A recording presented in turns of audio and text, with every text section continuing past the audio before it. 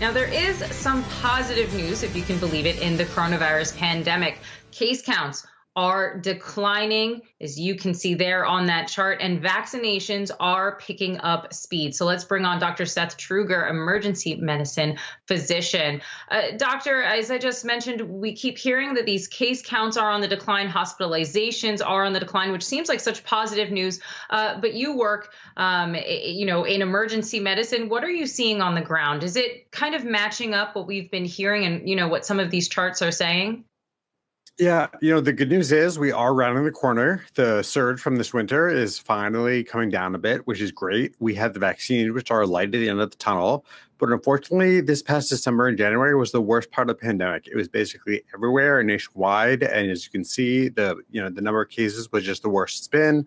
We had up to 4,000 people dying every single day in the U.S. So it's great. We've got a light at the end of the tunnel with the vaccines, but we're also seeing how long and dark the tunnel is going to be. And we're making progress, but we still have very few people vaccinated and lots of cases around. So unfortunately, it's still going to be some work before we get out of this. So you said, we are seeing the light at the end of the tunnel. And I know that there's obviously questions. And I think what most folks are really asking is, okay, but when will this be over? And, we were reading out today, spring. Some folks were saying, or kind of hopeful that we would really kind of get there by spring. Do you think we could be out of the woods by then? That was the long held target from the administration. Yeah, I have some cautious optimism that we'll be back to some semblance of normalcy by, late spring, maybe early summer. It's really going to depend on a lot of things.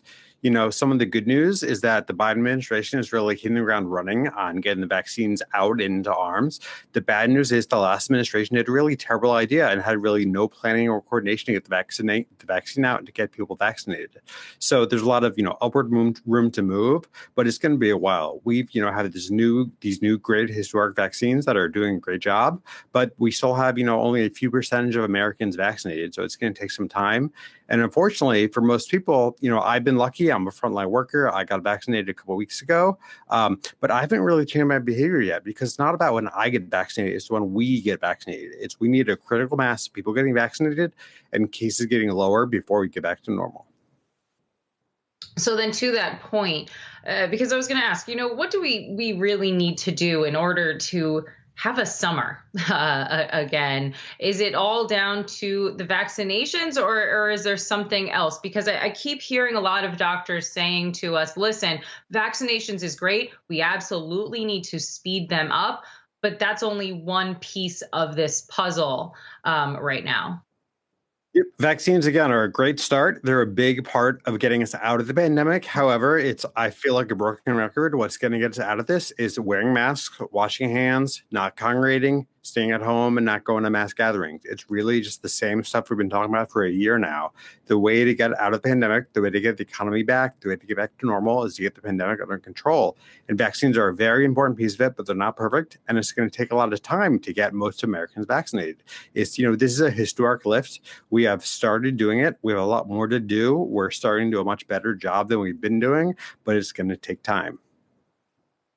How many masks should we be wearing? You mentioned mask wearing. I feel like I'm up to 3 now.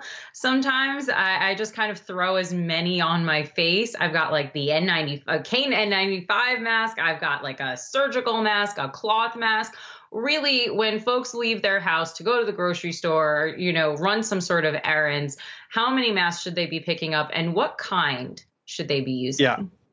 So there's not one solid answer, and I don't pretend to know all the truth on this. I think if you've got a really solid 3-layer mask, like a good medical grade quality mask, KN95 or a good surgical mask, that's probably fine by itself.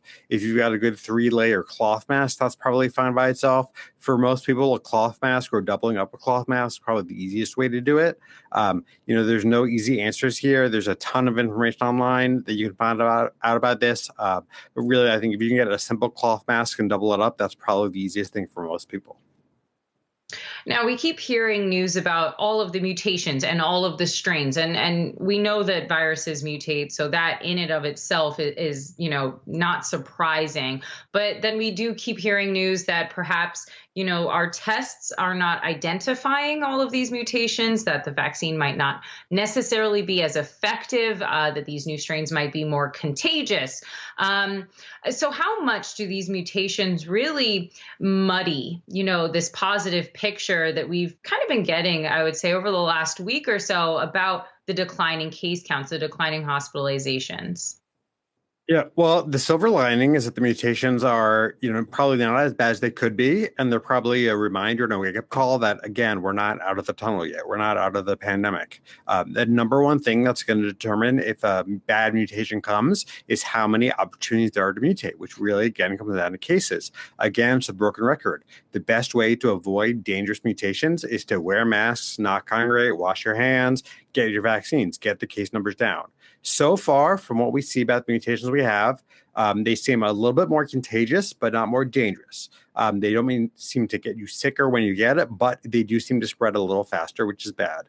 Most of what we see, they show to be pretty susceptible to the vaccine and to other immunity, which is great. But it seems like we've probably been lucky this time. We don't really know exactly what's going to go on with them. There's always going to be a dominant strain in any community because there just has to be something that's more common than the rest. And some of it may just be that. But unfortunately, there are some signs that these are a bit more contagious. And again, the more opportunities there are for the viruses to mutate, the more cases there are, the more they spread, the more likely there's going to be a dangerous vaccine or dangerous strain of the virus that is not susceptible to the vaccines we have. So again, it comes down to wearing masks, not congregating, washing your hands, getting your vaccines.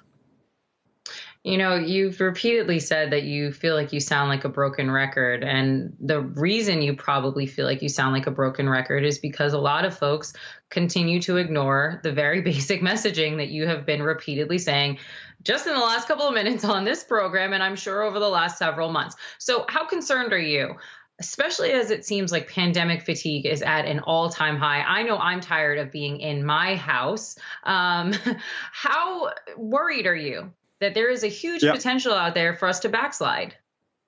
Yep, absolutely, 100%. I'm really worried about that. Look, I know I'm really lucky. I'm an ER doc, so I've been able to go to work. I've been able to get paid. I've been able to see people at work throughout the whole pandemic. It's been, a big benefit. I'm not just sitting at home doing nothing. And I still have a lot of fatigue about it. So I totally understand. And I'm really worried about backsliding. There's so much pressure, especially in cities and communities, but from the business community to open up businesses, to let people have their fun, to save jobs. And really, this is why we need things like financial support for people who can't work, support for restaurants and other businesses that can't be open or can't sell their goods like they normally could. Because again, the way to get the economy back is to get the pandemic under control.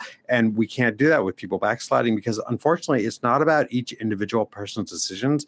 It's about the decisions we all make together. So if we decide, the first glimmer of hope to reopen restaurants is going to get bad again. All right. I will repeat what you've been saying so that you don't have to do it. Everyone, wear a mask, wash your hands, stay away from other folks so that we can finally leave our homes and see each other in person again. Dr. Seth Trueger, emergency medicine physician, thanks so much for joining us.